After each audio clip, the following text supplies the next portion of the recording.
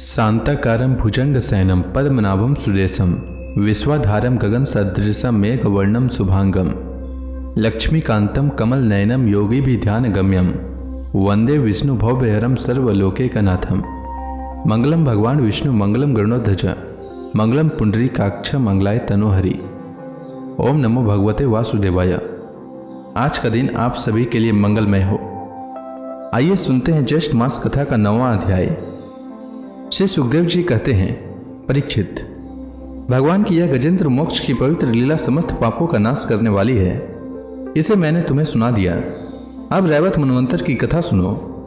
5वें मनु का नाम था रैवत। वे 4थे मनु तामस के सगे भाई थे। उनके अर्जुन, बलि, विंध्य आदि कई पुत्र थे। उस मनवंतर में इंद्र का नाम था विभु और भूत्रय आदि देवताओं के प्रधान गण थे। परीक्षित, उस समय हिरण्य रोमा, वेदशिरा, उधर और बाहु आदि सप्तर्षि थे। उनमें शुभ्र ऋषि की पत्नी का नाम था विकुंठा। उन्हीं के गर्भ से वैकुंठ नामक श्रेष्ठ देवताओं के साथ अपने अंश से स्वयं भगवान ने वैकुंठ नामक अवतार ग्रहण किया। उन्हीं ने लक्ष्मी देवी की प्रार्थना से उनको प्रसन्न करने के लिए वैकुंठ धाम की रचना की थी। वह लोक समस्त लोकों में श्रेष्ठ है। उन वैकुंठ नाथ के कल्याण में गुण और प्रभाव का वर्णन मैं संक्षेप से कर रहा हूँ। भगवान विष्णु के संपूर्ण गुणों का वर्णन तो वह करे जिसने पृथ्वी के परमाणुओं की गिनती कर ली हो। 6ठे मनु चक्षु के पुत्र चाक्षुष थे। उनके पूर्व पुरुष सुद्युम्न आदि कई पुत्र थे। इंद्र का नाम था मंत्रद्रुम और प्रधान देवगण थे आपे आदि। उस मनवंतर में हविष्यमान और वीरक आदि सप्तर्षि थे। जगतपति भगवान ने उस समय भी वैराज की पत्नी संभूति के गर्भ से अजित नाम का अंशावतार ग्रहण किया था। उन्होंने ही समुद्र मंथन करके देवताओं को अमृत पिलाया था तथा वे ही कच्छप रूप धारण करके मंदराचल की मथानी के लिए आधार बने थे। राजा परीक्षित ने पूछा, भगवान ने क्षीर सागर का मंथन कैसे किया? उन्होंने कच्छप रूप धारण करके किस कारण और किस उद्देश्य से मंदराचल को अपनी पीठ पर धारण किया?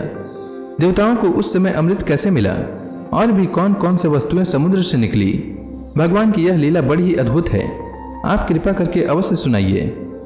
आप भक्तवत्सल भगवान की महिमा ज्यों ज्यों वर्णन करते हैं त्यों त्यों मेरा हृदय उसको और भी सुनने के लिए उत्सुक होता जा रहा है।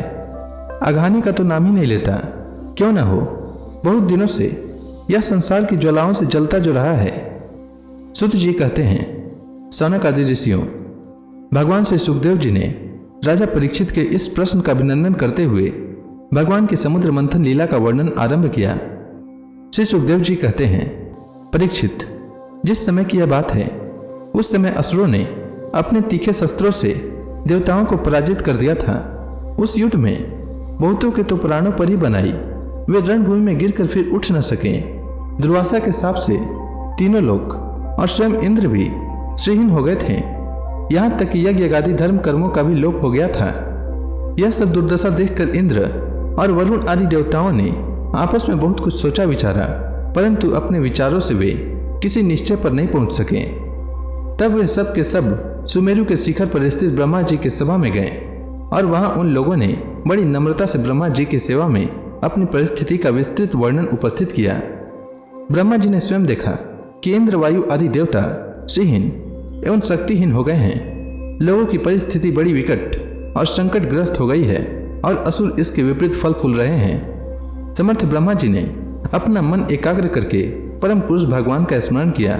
फिर थोड़ी देर रुककर प्रफुल्लित मुख से देवताओं को संबोधित करते हुए कहा, देवताओं, मैं शंकर जी, तुम लोग तथा असुर, दैत्य, मनुष्य, पशु पक्षी, वृक्ष और स्वेदज आदि समस्त प्राणी जिनके विराट रूप के एक अत्यंत स्वल्पाति स्वल्प अंश से रचे गए हैं, हम लोग उन अविनाशी प्रभु की ही शरण ग्रहण करें। यद्यपि उनकी दृष्टि में न कोई वध का पात्र है और न रक्षा का, उनके लिए न तो कोई उपेक्षणीय है और न कोई आदर का पात्र ही, फिर भी सृष्टि, स्थिति और प्रलय के लिए समय समय पर वे रजोगुण, सत्वगुण और तमोगुण को स्वीकार किया करते हैं। उन्होंने इस समय प्राणियों के कल्याण के लिए सत्वगुण को स्वीकार कर रखा है।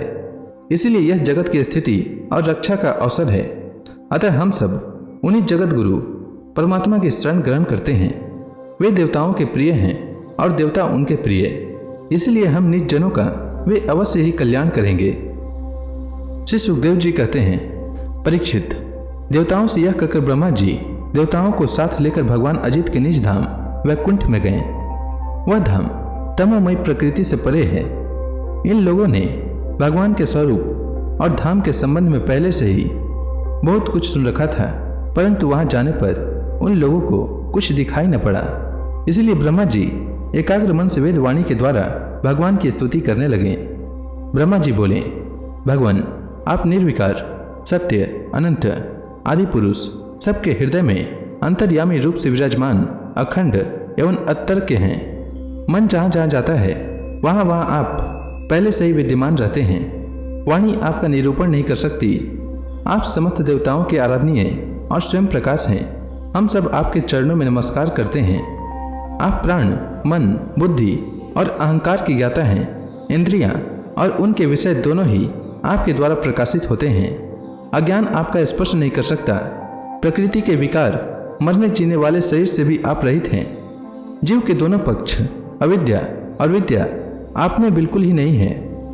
आप अविनाशी और सुख स्वरूप हैं। सतयुग, त्रेता युग और द्वापर में तो आप प्रकट रूप से ही विराजमान रहते हैं।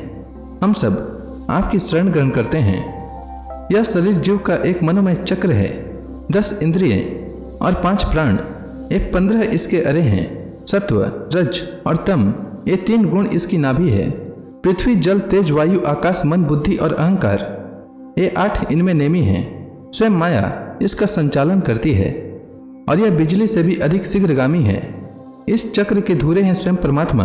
वही एकमात्र सत्य हैं। हम उनकी शरण में हैं, जो एकमात्र ज्ञान स्वरूप, प्रकृति से परे एवं अदृश्य हैं, जो समस्त वस्तुओं के मूल में स्थित अव्यक्त हैं और देश काल अथवा वस्तु से जिनका पार नहीं पाया जा सकता। वही प्रभु इस जीव के हृदय में अंतर्यामी रूप से विराजमान रहते हैं। विचारशील मनुष्य भक्ति योग के द्वारा उन्हीं की आराधना करते हैं। जिस माया से मोहित होकर जीव अपने वास्तविक लक्ष्य अथवा स्वरूप को भूल गया है, वह उन्हीं की है और कोई भी उसका पार नहीं पा सकता। परंतु सर्वशक्तिमान प्रभु अपनी उस माया तथा उसके गुणों को अपने वश में करके समस्त प्राणियों के हृदय में समभाव से विचरण करते रहते हैं। जीव अपने पुरुषार्थ से नहीं, उनकी कृपा से ही उन्हें प्राप्त कर सकता है। हम उनके चरणों में नमस्कार करते हैं। यूँ तो हम देवता एवं ऋषिगण भी उनके परम प्रिय सत्व में शरीर से ही उत्पन्न हुए हैं, फिर भी उनके बाहर भीतर एक रस प्रकट वास्तविक स्वरूप को नहीं जानते। तब रजोगुण एवं तमोगुण प्रधान असुर आदि तो उन्हें जान ही कैसे सकते हैं। उन्हीं प्रभु के चरणों में हम नमस्कार करते हैं। उन्हीं की बनाई हुई यह पृथ्वी उनका चरण है। इसी पृथ्वी पर जरायुज, अंडज, स्वेदज और उद्भिज, ये 4 प्रकार के प्राणी रहते हैं। वे परम स्वतंत्र, परम ऐश्वर्यशाली पुरुषोत्तम पर ब्रह्म हम पर प्रसन्न हो। श्रुतियाँ कहती है कि चंद्रमा उस प्रभु का मन है। यह चंद्रमा समस्त देवताओं का अन्न, बल एवं आयु है। वही वृक्षों का सम्राट एवं प्रजा की वृद्धि करने वाला है। ऐसे मन को स्वीकार करने वाले परम ऐश्वर्यशाली प्रभु हम पर प्रसन्न हो। अग्नि प्रभु का मुख है। इसकी उत्पत्ति ही इसलिए हुई है कि वेद की यज्ञ यज्ञादि कर्म कांड पूर्ण रूप से संपन्न हो सके। जो माया निर्मित गुणों में दर्शनादि वृत्तियों के द्वारा आसक्त नहीं होते, जो वायु के समान सदा सर्वदा असंग रहते हैं, जिनमें समस्त शक्तियां शांत हो गई है, उन अपने आत्मानंद के लाभ से परिपूर्ण आत्मस्वरूप भगवान को हमारे नमस्कार हैं। प्रभु, हम आपके शरणागत हैं और चाहते हैं कि मंद मन मुस्कान से युक्त आपका मुख कमल अपने इन्हीं नेत्रों से देखें। आप कृपा करके हमें उसका दर्शन कराइए। प्रभु, आप समय समय पर स्वयं ही अपनी इच्छा से अनेकों रूप धारण करते हैं और जो काम हमारे लिए अत्यंत कठिन होता है उसे आप सहज में ही कर देते हैं। आप सर्वशक्तिमान हैं। आपके लिए इसमें कौन सी कठिनाई है। भगवान को समर्पित किया हुआ छोटे से छोटा कर्मभास भी कभी विफल नहीं होता, क्योंकि भगवान जीव के परम हितैषी, परम प्रियतम और आत्मा ही हैं। जैसे वृक्ष की जड़ को पानी से सींचना उसकी बड़ी बड़ी शाखाओं और छोटी छोटी डालियों को भी सींचना है, वैसे ही सर्वात्मा भगवान की आराधना संपूर्ण प्राणियों की और अपनी भी आराधना है, जो तीनों काल और उससे परे भी एक रस स्थित हैं, जिनकी लीलाओं का रस तर्क वितर्क के परे है, जो स्वयं गुणों से परे रहकर भी सब गुणों के स्वामी हैं तथा इस समय सत्व गुण में स्थित हैं। ऐसे आपको हम बार बार नमस्कार करते हैं। तो इसी के साथ यह अध्याय समाप्त हुआ। इसके आगे की कथा मैं कल के अध्याय में सुनाऊंगा। तब तक के लिए भगवान हरि का नाम लेते रहें।